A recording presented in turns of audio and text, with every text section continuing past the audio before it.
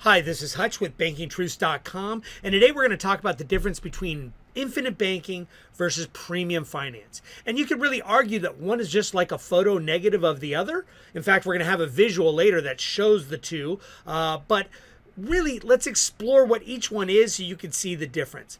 What's infinite banking? How do you do it? Well, you use your own money to fund a policy out of pocket. So you're going to pay premiums out of your own pocket to build up policy equity. Then, if you want to do things with your money, you're going to borrow against the policy for those other things like buying vehicles, investing in real estate, funding your business. And in the long run, you really want to pay down these loans to some extent, at least, to increase your policy equity, whether it's for more borrowing, like you want to fatten up the golden goose that's going to keep laying the golden eggs, or you want to have a nice big fat bucket of tax-exempt retirement income that you don't have to pay back, that you can take via withdrawal or loans that are paid off by the death benefit. All right?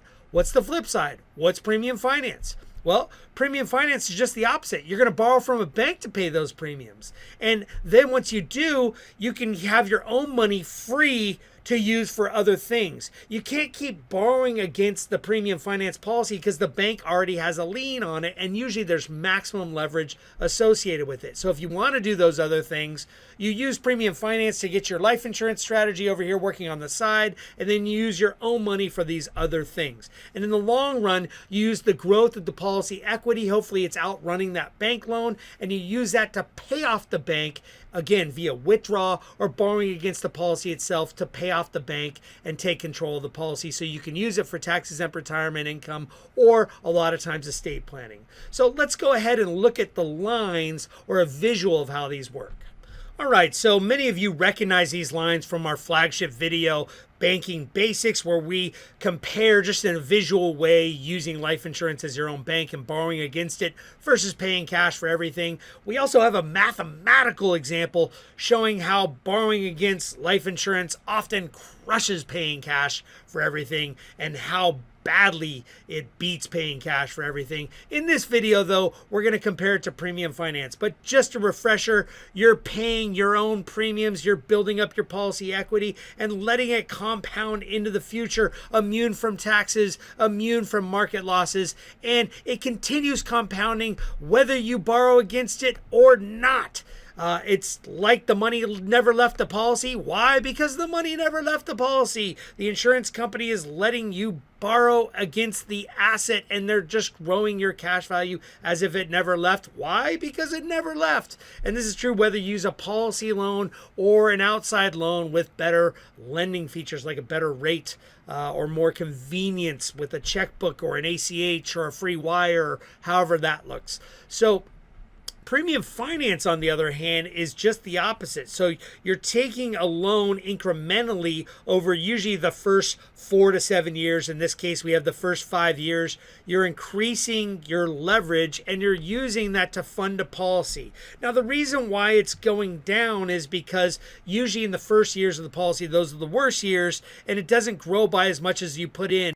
It usually catches up sometime after that, sometime year 5, but we're being conservative and saying it takes a little extra time because if performance is not that great, maybe it does take a little extra time. And so therefore your policy equity is really in the green and there's a shortfall. And when there's a shortfall with premium finance, they expect you to keep collateral on hand. That's that blue line. Usually we use blue to show if you were to pay cash for everything. Well, you have to have some outside cash or stocks or municipal bonds or something to post as collateral for that shortfall between the policy equity and how much you're borrowing. And if you don't, you're going to be upside down and the bank is going to call the entire loan. And so it is worth noting that if you want to use stocks, usually you have to have double the stocks. They only give you about 50% loan to value. Muni bonds, 60 to 70, somewhere in there, usually about 65. And cash, they'll usually give you 100 cents on the dollar, 90 something cents on the dollar. But as you can see, it takes a little while for the equity to kind of outrun and get to a positive state. And at that point, that's really what you're looking for.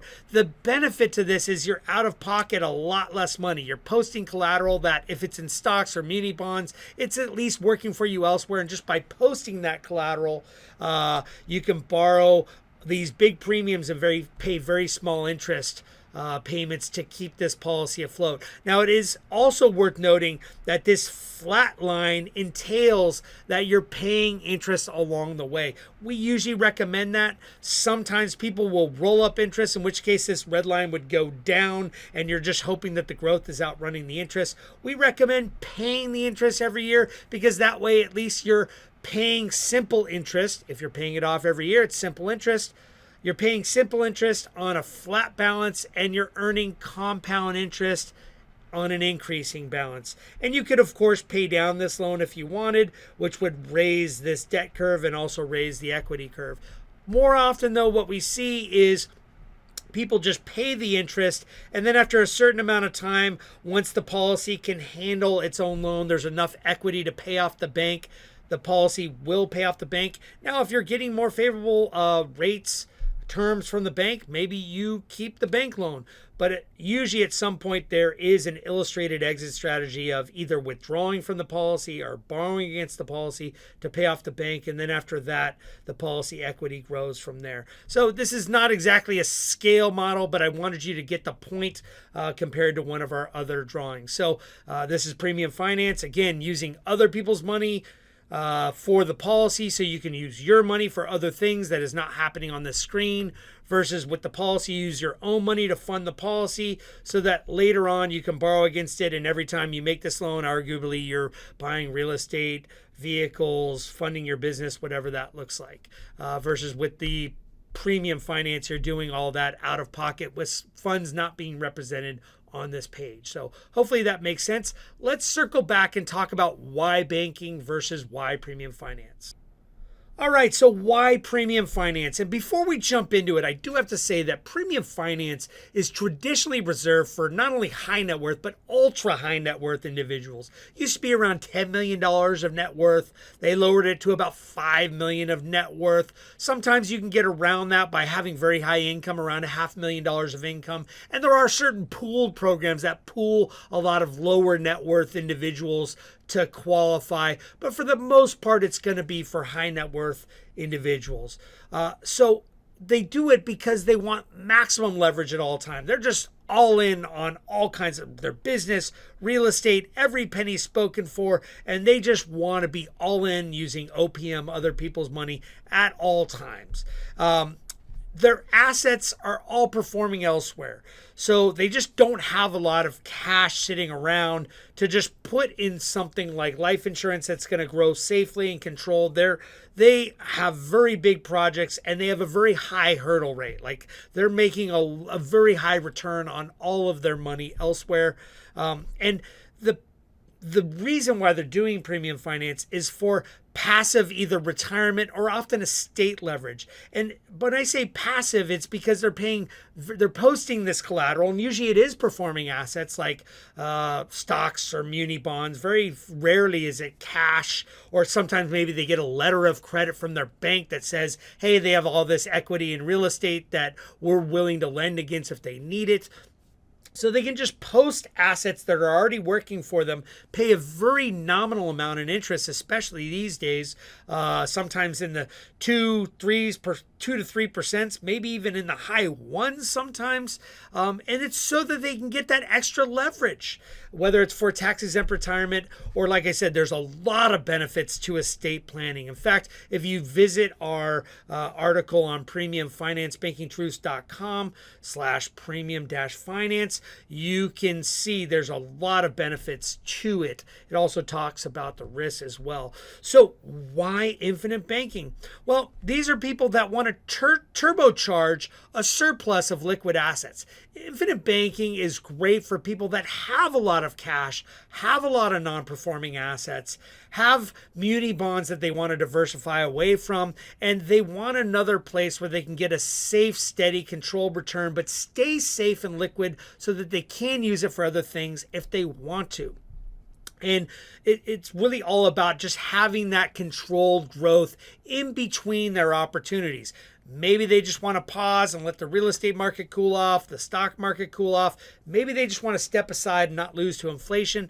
That's what infinite banking's for, ideally. And it's for usually people that want maximum control, maximum access, and maximum versatility with these assets.